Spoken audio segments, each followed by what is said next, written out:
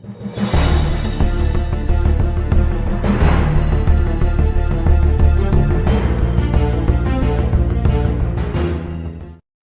afternoon. Happy Savage Saturday, keepers of the cash. Gary B, the Casual Comic Guy here. And today, guys, in Savage Saturday Review, episode 132, we're talking about an all-time favorite classic movie of mine, the history of it, where the story comes from, and a little bit about the author of that original story.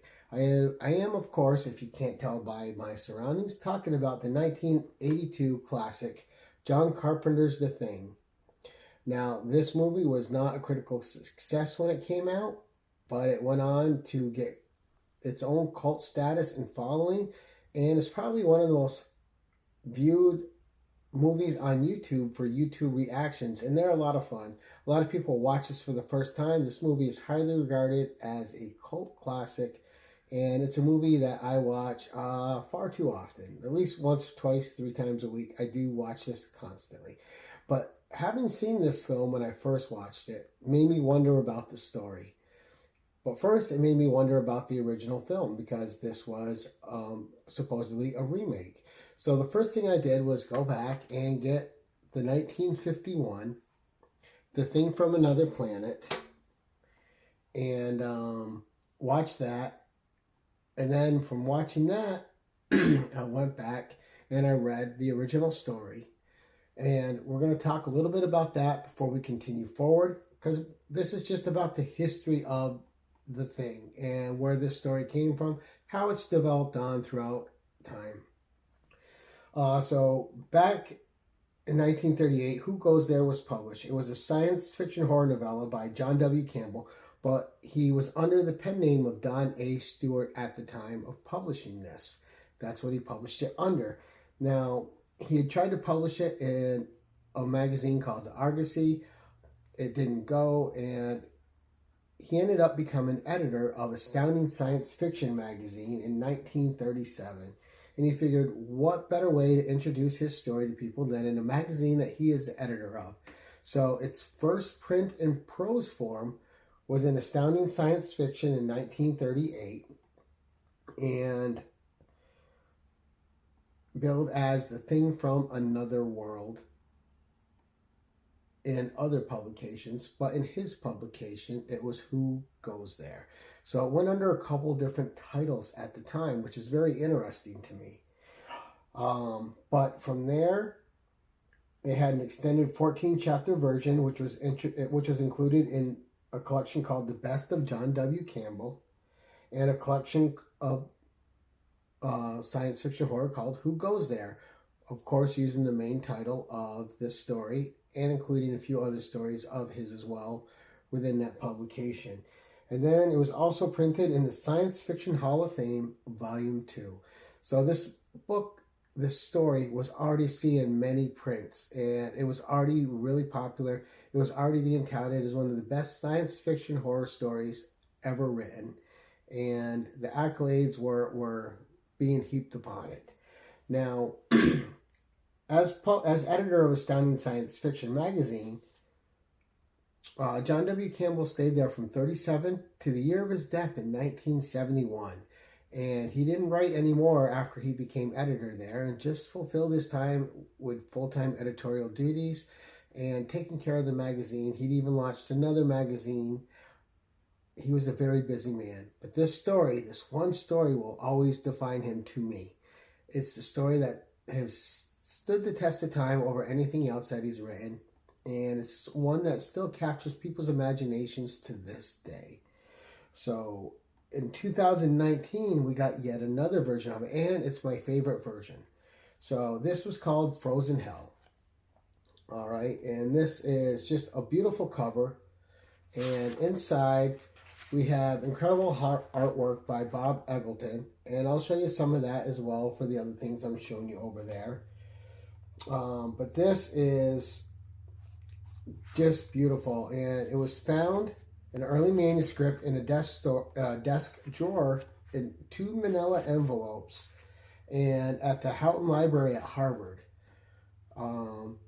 So when Alec Novella Lee found it, he was instantly stricken with it, and we ended up getting this. Now he goes on to say, but two folders labeled Frozen Hell and Pandora stand out from the rest. One contains the first 20 pages of a story in a clean typescript, a fair copy that was presumably prepared by Donna, who is a better typist than her husband. The other holds 112 pages of a complete rough draft with typographical errors and misspellings that suggest it was typed by Campbell, along with numerous corrections in the author's hand. A cover page bears the alternative titles, Frozen Hell and Pandora. One typewritten, the other written in small capitals, and a note indicates that the manuscript was meant for Argosy, the leading pulp magazine of its era. So now you know a little bit of history and how this version came to be. So what's different? This contains 3 chapters in it that are not available in the Who Goes There publication. So the first 3 chapters were all scrapped whenever he tried to submit it someplace. And the end story that we got was just those 5 chapters. And this includes all 8 chapters of this story. And it's my favorite version of it. It gives you a little more setup, lets you spend a little more time in the environment with the characters. And I think it really embeds you into it a bit more than the original, which I like as well. But this is my favorite version. And I really do enjoy the extra time you get to spend with the characters in this version. Again, Who Goes There is the last 5 chapters of this story. Frozen Hell is all 8 chapters with the 3 preceding chapters to the 5 of Who Goes There. So this is the complete read. Who Goes There was the original one that was printed back in prose in 1938 in Astounding Science Fiction magazine. Now this story went on to have 3 movie adaptations. First, in 1951, in the movie called The Thing from Another World, directed by Christian Nyby and Howard Hawks, and it starred Margaret Sheridan, Kenneth Tobey, Robert Cornthwaite, and Douglas Spencer, with James Arness playing the Thing. And it was a hit of its time. It was a really fun movie, but at the end of the day, as much as I like it, it was still a man in a monster suit, and that kind of detracted from the story from me. But I think that leading up to the man in the monster suit, I think the film is brilliant. I love the dialogue at the base. I love the way the crew interacts with each other, and I love the science that is being discussed within that movie.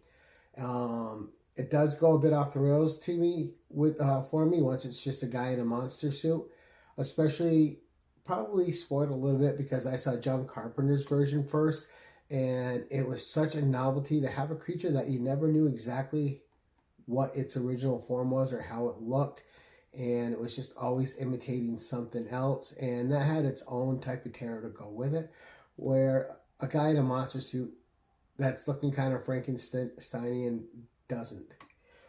But then it had the so from 1951 to the 1982 John Carpenter classic, The Thing, starring Kurt Russell and Keith David, Wilford Brimley, Donald Moffat, and a handful of others. And that is just a perfect exercise in tension, horror, and isolation. And it tells a growing story of paranoia within that I don't think has been matched in a horror movie since. The paranoia that's built up in that, and the brilliance that there's actually no bad guy in this movie, right? The Thing isn't necessarily bad, it's just trying to survive. The humans aren't necessarily bad, they're just trying to survive. And I think it's a clever setup. And then we had the 2011 sequel, and I won't even try to pronounce the guy's name. I'll put it up here, the director, so you guys can see it. And because I don't want to be disrespectful and butcher the poor man's name. But it starred Mary Elizabeth Winstead, Joel Edgerton, and a few others, which were just fantastic. Now this version of The Thing, which was a prequel, which took place in a Norwegian camp, gets a lot of hate and criticism, especially with the effects, which were practical at first, then the studio interfered and made them go more CGI. I think it's an effective film. I think it's got a lot of tension in it, and I think the characters are engaging enough. Where I think it fails is it kind of has a cookie-cutter bad guy in it, and one of the scientists, and you instantly don't really like him. And it's just kind of like that through the movie. And I think that's about one of the things that detracts from it. But this leads directly into John Carpenter's sequel. I think it's a fine film. If I had to rate it on a scale of 1 to 10, I'd probably give it a 7, with John Carpenter's film being a 9, 9.5. But again, it suffers from actually including a villain where you don't need one. It's just about survival, about being isolated, and about having it presented to you that you are running out of options to survive. All right, so then from this, we go to comic books. Now, the first time Who Goes There appeared in comic book form was in Starscream from 1976. All right, and this is advertised as the original un-Hollywoodized version of the story on which the classic horror movie The Thing was based. We have cover art here by Richard Powers. The adaptation inside is written by Arnold Drake, and the art is by Jack Abel. And I'm not going to spoil anything here. I'll give you a chance to buy this for yourself, but I will put a few pages up here to give you a look at just how beautiful the art is. It's fantastic art from 1976. And this was the first time Who Goes There appeared in comic book form in a comic book format. Its only previous appearance was in Astounding Science Fiction magazine, where it was in its original prose format. All right, so moving on, we went to Dark Horse Comics. And Dark Horse Publishing did a few different versions. They did a direct sequel to John Carpenter's movie twice. And you can decide after reading both which one is your version of it, if either. The first one I'm going to show you is from Dark Horse Comics Presents, and it was in 4 parts. So it was in issue 13, and it was called The Thing from Another World, Questionable Research. All right, then 14, whoops, sorry, I got 2 of that. Then 14,